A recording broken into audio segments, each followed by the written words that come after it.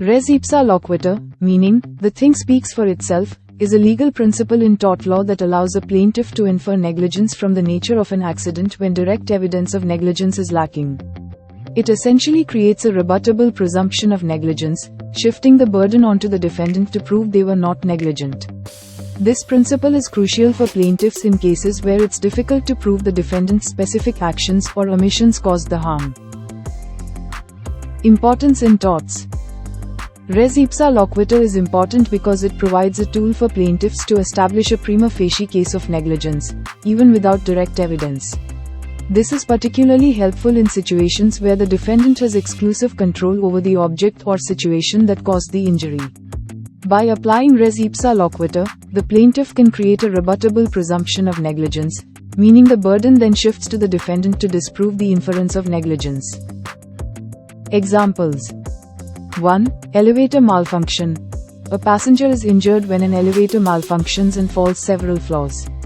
If the elevator was under the control of the building owner, res ipsa loquitur could be applied, as the accident is not something that would typically occur with proper maintenance and use. 2. Surgical instrument left in body. A patient is injured after a surgical instrument is left inside their body during surgery. The mere fact that a foreign object was left inside, especially one not belonging there, can be evidence of negligence, allowing res ipsa loquitur to be applied. And 3. Exploding bottle. A bottle under pressure explodes, causing injury.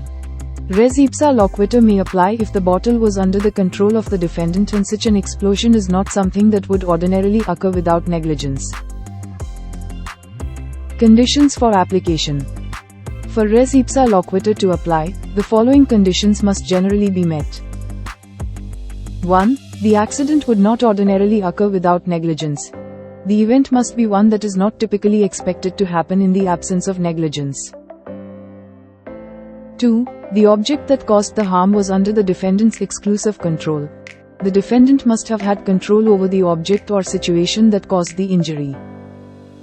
And 3. There are no other plausible explanations for the accident. Other possible causes of the accident must be ruled out. Limitations. Res ipsa loquitur is a tool for creating a presumption of negligence, not conclusive proof. The defendant can still offer evidence to rebut the presumption, such as proving the plaintiff's own negligence or other factors contributing to the accident. Thanks for watching. If you like this video, please like, share, and comment.